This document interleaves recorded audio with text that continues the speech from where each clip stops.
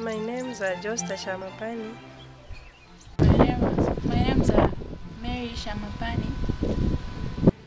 My name is Beverly Gisanza. I stay from Simulango village in Macha. I live in Simulango area in Macha.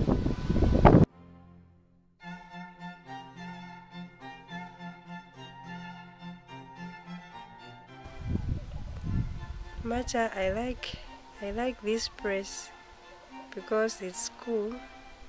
I think there are no thieves and people are working together towards everything.